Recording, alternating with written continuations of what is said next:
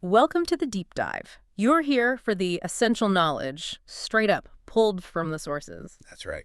Today, we're digging into malignant melanoma, a really key topic, especially if you're prepping for exams, like the MSRA. Definitely high yield. Yeah, we looked at the core material, and our mission today is basically to give you the key facts, fast and clear. Cut through the noise. Exactly.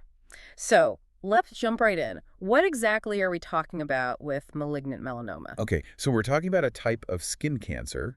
It actually starts from melanocytes. Those are the pigment cells? Precisely, yeah. They're in the basal layer of your skin, make melanin, give skin its color. But in melanoma, these melanocytes become, well, abnormal. They start growing without control. And it's aggressive, right? That's the main worry. It is. It's known for being highly aggressive, mainly because it can spread metastasize to other parts of the body quite quickly if you don't catch it early. Okay, so catching it early is key. Are there different kinds? There are. The material mentions a few main types: superficial spreading melanoma, lentigo malignant melanoma, acral lentiginous melanoma, and nodular melanoma, plus some rarer ones. Do we need to know the details of each type for this? Well, the sources list them, but the main takeaway, the thing they really stress, is just recognizing the features that suggest melanoma, any type, because that early detection is what drastically improves the outcome. Got it. Early detection. Early detection. Okay, so thinking about why this happens, Yeah. what actually causes it? The big one, the primary cause identified, is exposure to UV radiation, ultraviolet light. From the sun, obviously. Yes, sun exposure, but also artificial sources like tanning beds are significant contributors. And there's a nuance here. Oh. It's not just total lifetime exposure, though, that plays a role. The risk seems particularly high with intense, sort of intermittent exposure. Think severe sunburns. Right, like getting fried on holiday occasionally rather than constant low-level sun. Exactly, and especially those severe sunburns you might get in childhood. They sound really significant. Wow, okay, so past burns matter a lot. What else contributes? Well, beyond UV, there are other factors. Genetic predisposition plays a part. A family history of melanoma is a known risk. Makes sense. Also, having fair skin, the type that burns easily rather than tans. Having lots of moles or moles that look atypical, kind of unusual. Dysplastic navy, they're sometimes called? Yes, exactly. Also, immunosuppression if your immune system is weakened for some reason. And then there are specific genetic mutations like BRAF or NRAS mutations. Okay, so that covers the why. Let's link that directly to who's most at risk. Can we list the key risk factors? Sure. So, building on what we just said, a personal history of any skin cancer, definitely melanoma, but also others like BCC or SCC, puts you at higher risk. Right. Family history of melanoma, we mentioned that. Yeah. Skin type is major. Fair skin, the kind that burns easily, often called Fitzpatrick type I or II. Okay. Light-colored hair, red, blonde, and light eyes, blue or green. These often go with that fair skin type. High sun exposure, especially that intermittent, intense pattern we discussed. And that history of sunburns, particularly blistering ones in childhood. That childhood point again. Yeah, it keeps coming up. Tanning bed use, especially if used multiple times, is another big one. Having a large number of moles. Just lots of normal moles. Yeah, even just a high count. In increasing age, the risk goes up from about 15 onwards, but the highest rates are in older adults. Okay. Then there's immunosuppression, maybe from an organ transplant or certain conditions. And finally, those specific genetic mutations like BRAF or NRAS. That's a comprehensive list. So we know what it is and who gets it. Let's get into the nuts and bolts.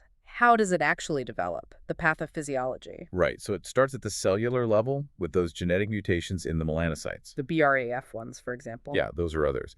These mutations basically mess up the normal signals that control cell growth and death. The sources talk about a loss of growth control mechanisms. Like the brakes failing on a car. That's a good analogy, yeah. Yeah. The cells just keep dividing, uncontrolled. Initially, this growth might be mostly sideways, within the epidermis, the top layer of skin. Ha. That's called the radial growth phase. Okay, spreading out flat first. Exactly. But then, crucially, it can switch to a vertical growth phase. Yeah. This is where it starts to invade deeper down into the dermis. And that's when it gets dangerous. That's when the risk of spread really increases. Once it's in the dermis, it can access blood vessels and lymphatic channels. Ah, the escape routes. Pretty much. That allows the cells to travel to nearby lymph nodes, or even further afield to the bloodstream, to distant organs like the lungs, liver, brain, bone. That's metastasis. That radial to vertical switch seems like the critical point then. Okay, so If you see a suspicious spot, are there other things it could be? What are the differential diagnoses? Oh, absolutely. This is really important clinically because lots of things can mimic melanoma. You've got other skin cancers, of course, basal cell carcinoma. Right. The more common ones sometimes. Often, yeah. But then there's a whole host of benign, harmless things. Common moles or nevi. Seborrheic keratoses, those warty-looking things older people often get. Dermatofibromas, freckles, lentigines, which are like sunspots. Even those atypical or dysplastic nevi we mentioned, they look odd but aren't actually cancerous yet. So even weird-looking moles might be okay. They might be, yes. Then you have other pigmented things like angiomas or hemangiomas, little blood vessel growths, pyogenic granulomas, Kaposi's sarcoma, even just a simple scab sometimes. Wow, that's a broad list. Really highlights why you need expert assessment. Definitely. Don't rely on self-diagnosis for pigmented lesions. Okay, let's zoom out. What's the bigger picture? The epidemiology, particularly in the UK. Right, the UK picture. Melanoma is the 5th most common cancer overall here. Yeah. Makes up about 4% of all new cancer cases. And the trend. This is striking. Yeah. The incidence rate has basically doubled since the early 1990s. Doubled. Wow. Yeah, a really significant increase. It's more common in older adults. Highest rates are in the 85-89 age group, and over a quarter of cases are in people over 75. Okay. Any differences in where it appears? Yes, some patterns. Tends to be more common on the lower limbs in females and more on the trunk in males. Interesting. And projections suggest rates will keep rising, maybe another 7% by 2035. It's less common in Asian and Black ethnic groups. I love that genetic link. Yeah, that BRA V600E mutation is found in like over 90% of cases. So while it hits various ages, the burden is higher in older adults and the overall numbers are climbing. That doubling incidence is definitely something to keep in mind. Okay, let's bring it back to the clinic, or even just looking at your own skin. What are the actual signs? What should you look for? This is the really practical stuff. Yeah. Often it starts as a new mole appearing, or you notice changes in a mole you've had for ages. What kind of changes? Changes in size, shape, color, or even the texture.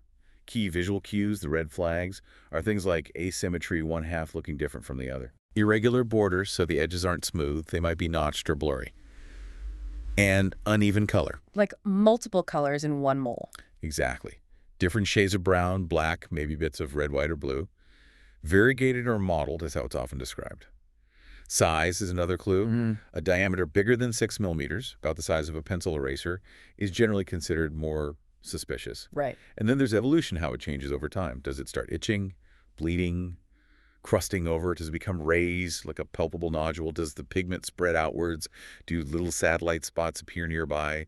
Any change is potentially significant. That's quite a few things to track. Is there an easy way to remember the main visual signs? Yes, thankfully. This is where the classic ABCDE rule comes in. It's a great memory aid for assessing moles. Okay, let's hear it. So, A is for asymmetry, B is for irregular borders, C is for non-uniform color, D is for diameter, usually 6 millimeters or more, and E is for elevation or evolution. Evolution meaning any change over time. Yes, getting bigger, changing shape, ulcerating, bleeding, itching, changing color, becoming raised. Any change falls under E. A, B, C, D, E. Got it. Very useful. Wasn't there one other sign mentioned? The ugly duckling. Ah, yes, the ugly duckling sign. Yeah. It's quite intuitive, actually. It just means looking for a mole that looks distinctly different from all the other moles on that person's body. Sort of stands out from the crowd. Exactly. Most people's moles have a sort of family resemblance. If one looks completely different, like the odd one out, that's the ugly duckling, and it needs checking. Makes sense. And just briefly, the sources mention stages of spread. Yeah, it progresses typically from the primary tumor, potentially to regional spread like nearby skin nodules or lymph nodes, and then possibly to distant metastases in organs like the lungs, liver, brain, bone, or intestines. Okay, so you've spotted something concerning using ABCDE or the ugly duckling sign. What happens next? How do we investigate? Right, the diagnostic pathway. It starts with a clinical evaluation by a doctor or specialist nurse. Then, often, dermoscopy is used. That's the special magnifying light thing. Exactly. It lets you see structures within the lesion, helps spot patterns suggestive of melanoma that you wouldn't see with the naked eye. But the definitive step is the skin biopsy. That confirms it. Yes, the biopsy confirms the diagnosis and tells you important details like the subtype and thickness, which guides treatment. And if there's concern, it might have spread already. Then you move on to staging investigations. This might involve imaging like ultrasound of the lymph nodes or CT or PET scans to look for spread elsewhere, Okay. and a sentinel lymph node biopsy, or SLNB. That involves finding and removing the first lymph node that the primary tumor drains to see if cancer cells have reached them. That tells you about regional spread. Precisely. Genetic testing might also be done on the tumor in some cases, looking for mutations like BRAF that could guide therapy. The courses also mention referral criteria using things like the 7-point checklist score, dermoscopy findings, or suspicion of nodular melanoma to trigger an urgent referral. And staging uses the TNM system. Yes. TNM. Tumor node metastasis. The investigations help determine the T, N, and M stages. For the biopsy itself, the ideal method is usually a full-thickness excision biopsy, removing the whole lesion with a small safety margin. And who does the excision? Often a dermatologist or a plastic surgeon, especially if it's in a cosmetically sensitive area like the face. Immunochemistry staining can also help pathologists confirm the diagnosis, especially on biopsy samples. Okay, so the diagnosis is confirmed via biopsy. What's the plan then? How is it managed? Management really depends on the stage, but it's almost always discussed in a multidisciplinary team, an MDT. Lots of specialists involved. Yes. For localized melanoma stage 0I or TI, the main treatment is surgical excision, cutting out the primary tumor with wider margins this time to make sure it's all gone. Wider margins than the initial biopsy. Yes, the width depends on the tumor thickness found on the first biopsy. For more advanced disease, stage 3 or VA, or melanoma that is spread, the options broaden. What kind of options? Things like targeted therapies, drugs aimed at specific mutations like BRAF, immunotherapies which boost the patient's own immune system to fight the cancer, and sometimes chemotherapy. Is there treatment after surgery for early stages? Sometimes. Adjuvant therapy treatment given after surgery might be offered, especially for stage 2 or 3, to reduce the risk of the cancer coming back. Options here also include targeted therapy or immunotherapy. Okay. And follow-up. Crucial. Regular follow-up checks and sometimes surveillance scans are needed because melanoma can sometimes recur, even years later. The frequency and type of follow-up depends on the stage. Let's break down management by stage slightly more. Okay. Stage 0 in situ, 2, primarily excision. There's a note about imiquimod cream as a possibility for stage 0 only if surgery would be very disfiguring. Stage 3, regional spread. Surgery to remove affected lymph nodes might be considered, and adjuvant therapy is often recommended. And stage 4. Stage 4, distant spread. Treatment goals often shift towards controlling the disease and managing symptoms. Options include surgery for isolated metastases, radiotherapy, and those systemic treatments targeted immuno, chemo. Palliative care is also really important here. What about prevention? Absolutely key. Primary prevention is about sun safety protection, avoiding tanning beds. For high-risk people, regular skin checks, maybe annually by a professional, are important for secondary prevention, catching things early. Any other key treatment points? Yes. Emphasize surgical margins based on thickness. Consider adjuvant therapy, possibly surgery for limited metastases, metastasectomy, long-term follow-up, and always patient education on sun safety and self-exams. And of course, recommendations change, so always consult current guidelines. Makes sense. Looking ahead then, what does this diagnosis mean for the patient? What's the prognosis like? Prognosis is heavily influenced by several factors, but the stage at diagnosis is the single most important one. Stage being how advanced it is. Exactly. Other key factors are the tumor thickness, the Breslow thickness, whether the surface of the melanoma is ulcerated, if lymph nodes are involved, and if there's distant metastasis. And early detection. It's a huge difference. Yeah. Early detection equals better prognosis. Thin melanomas caught early have a very good prognosis. Thicker or more advanced melanomas have a much higher risk of coming back or spreading. Do we have any specific survival numbers? Yes, the sources give UK figures. For localized melanoma, survival is generally very high, over 98% survive 1 year, around 91% 5 years, over 87% 10 years. But it varies hugely by the specific stage. How much variation? It can range from, say, 95% 5-year survival for a very thin stage 1A melanoma down to maybe only 19% for stage 4 disease with distant spread. So a massive difference. That really hammers home the early detection point. It really does. Survival also tends to be slightly higher in women than men, and it generally decreases with increasing age of diagnosis. Anything else about long-term outlook? One important point is that people who've had melanoma have a significantly increased risk of developing another skin cancer later, melanoma or non-melanoma, maybe a 35% chance within 5 years. So lifelong vigilance is needed. Absolutely. Skin checks, sun safety, it reinforces why public education, rapid referrals for suspicious lesions, and screening high-risk individuals are all so critical. Okay, nearly there. Lastly, even with treatment, what are some potential complications? Well, locally, the tumor itself can invade and destroy surrounding tissue. Spread to lymph nodes is a major complication. Metastasis. Yes, metastasis to distant organs, lungs, liver, brain, bone, intestines. That's the most serious complication in terms of prognosis if it's advanced. Tumor recurrence is always a risk. What about non-cancer complications? There's the emotional and psychological impact, which can be significant. Treatments themselves have side effects of immunotherapy, and targeted therapy can cause various reactions, sometimes severe. Surgery. Surgery can lead to scarring, sometimes functional problems depending on the location, or issues like lymphedema if lymph nodes are removed.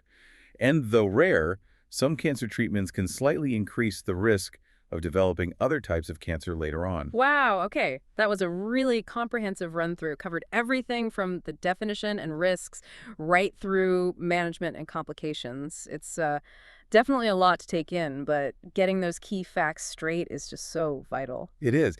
And what really strikes me looking at all this is that contrast. You've got this concerning trend of rising incidence doubling since the 90s, as we said. Yeah, that's worrying. But then you contrast that with the prognosis data, which shows just how treatable and often curable it is if you catch it early. It really throws the spotlight on that public health challenge. Prevention on one side versus the power of clinical vigilance and acting fast on the other. That's a really powerful thought to end on. The tension between rising rates and the potential for good outcomes with early action. Right. For more free MSRA revision resources, remember to visit freemsra.com. And for the full premium revision toolkit, you can head over to passthemsra.com. Check those out. Thanks so much for joining us on this deep dive today.